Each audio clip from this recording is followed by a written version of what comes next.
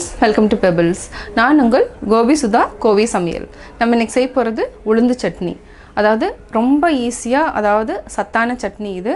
அதாவது கால்சியம் வந்து வயசானவங்களுக்கோ இல்லை வளரக்கூடிய குழந்தைகளுக்கோ இந்த சட்னி வந்து நம்ம அடிக்கடி கொடுக்கலாம். அது மட்டும் இல்லாமல் வயிற்றில் இருக்கிற பூச்சி வந்து எடுக்கிறதுக்காக நம்ம புதினாவை ஆட் பண்ணி செய்ய போகிறோம். இதுக்கு 50 கிராம் உளுந்து எடுத்துக்கலாம். இது கூட வெங்காயம் தக்காளி ஆட் பண்ணி செய்ய போகிறோம். வாங்க எப்படி செய்கிறதுன்னு பார்க்கலாம். தேவையான பொருள்கள் என்னென்னு பார்த்தீங்கன்னா, உளுந்து ஒரு 50 கிராம் எடுத்துக்கலாம், ஒரு பெரிய வெங்காயம், 4 வரமிளகாய், காரம் உங்களுக்கு ஜாஸ்தி வேணும்னா இன்னும் ஒரு 2 வரமிளகாய் எக்ஸ்ட்ரா எடுத்துக்கலாம், பூண்டு ஒரு 7 பல் எடுத்துக்கலாம், ஒரு தக்காளி. புதினா வந்து ஒரு ஆப்ஷனல் தான். நான் வந்து ஒரு கைப்பிடி அளவுக்கு புதினா எடுத்துருக்கிறேன். ஃபஸ்ட்டு வந்து நம்ம உளுந்தை வந்து தனியாக வறுத்து எடுத்துக்கலாம். இப்போ எப்படி செய்கிறதுன்னு பார்க்கலாம். 1 டேபிள் ஸ்பூன் அளவுக்கு, 1 டேபிள் ஸ்பூன் கூட தேவையில்லை, லைட்டாக இருந்தாலே போதும். இதை வந்து சிம்மில் வச்சுட்டு நம்ம உளுந்து வந்து வறுத்துக்கணும். ஹை ஃப்ளேமில் வைக்காதீங்க, நல்லா வாசனை வர வரைக்கும் வறுத்து எடுத்துக்கலாம். இதை வந்து வறுக்கிறது வச்சு தான் வந்து அந்த சட்னியோட ஸ்மெல் வந்து நல்லா டேஸ்ட் கொடுக்கும். ஹை ஃப்ளேமில் வச்சிட்டிங்கன்னா மேலே தீஞ்சிடும், உள்ளே வந்து பச்சை வாசம் அடிக்கும். அதனால் பொறுமையாக இது வந்து வறுக்கணும்.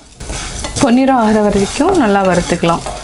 இப்போ பார்த்திங்கன்னா இது வந்து கரெக்டாக இருக்குது. இதை வந்து நம்ம ஒரு தனியாக ஒரு பிளேட்டில் வந்து கொட்டிக்கலாம். ரொம்ப வறுக்கக்கூடாது, தீயிற மாதிரி இந்தளவுக்கு வறுத்தாலே போதும். அடுத்து இதே பேனில் கொஞ்சமாக எண்ணெய் விட்டுக்கலாம். ஒரு டேபிள் ஸ்பூன் அளவுக்கு. ஒரு 4 வரமிளகாய் எடுத்துருக்குறோம்.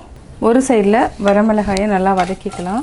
ரொம்ப தேவையில்லை, லைட்டாக வதங்கினாலே போதும். இப்போ நம்ம பெரிய வெங்காயம் 1 ஆட் பண்ணிக்கலாம், பூண்டு, இது ரெண்டையும் நல்லா வதக்கிக்கலாம். வெங்காயம் நல்லா வதக்கிட்டோம். இப்போ தக்காளி ஆட் பண்ணிக்கலாம், இதையும் நல்லா வதக்கிக்கலாம். தக்காளி நல்லா வதக்கிட்டோம். புதினாவையும் சேர்த்து வதக்கிக்கலாம். இது வந்து ஒரு 30 செகண்ட் வதங்கினாலே போதும். அரைக்கிறது வந்து எப்படி அரைக்கணும்னா, ஆக்சுவலாக இதை ஆற வச்சு அரைச்சிட்டு இது வந்து ஒரு 4 சுற்று விட்டுட்டு அதுக்கப்புறம் நம்ம உளுந்தையும் சேர்த்து அரைக்கணும். கொஞ்சம் லைட்டாக கரகரன்னு அரைச்சா இந்த சட்னி வந்து நல்லா டேஸ்ட்டாக இருக்கும். இது அரைக்கிறப்பவே நீங்கள் வந்து என்னென்னா உளுந்து வந்து ஆட் பண்ணக்கூடாது, நம்ம கடைசியாக தான் ஆட் பண்ணி அரைக்கணும். இப்போ நம்ம கேஸ் வந்து ஆஃப் பண்ணிக்கலாம். இந்த சூட்லேயே வந்து புதினா வதங்கிடும். நம்ம ஆஃப் பண்ணியாச்சு. ஃபஸ்ட்டு நம்ம இதையை ஆற வச்சு அரைச்சிக்கலாம். நல்லா ஆறிடுச்சு. இப்போ நம்ம மிக்ஸி ஜாரில் ஆட் பண்ணிக்கலாம். தேவையான அளவு உப்பு ஆட் பண்ணிக்கலாம். இதை அரைச்சதுக்கப்புறம் நம்ம உளுந்து ஆட் பண்ணி அரைச்சிக்கலாம். கொஞ்சமாக அரைச்சிட்டோம். இப்போ வந்து நம்ம உளுந்து ஆட் பண்ணிக்கலாம். இது வந்து ரொம்ப பேஸ்ட் மாதிரி அரைக்காதீங்க, கொஞ்சம் கரகரன்னு அரைச்சிட்டா டேஸ்ட் சாப்பிட வந்து டேஸ்ட் நல்லாயிருக்கும். நம்ம அரைச்சிட்டோம். நம்ம ஒரு பவுலில் மாற்றிக்கலாம்.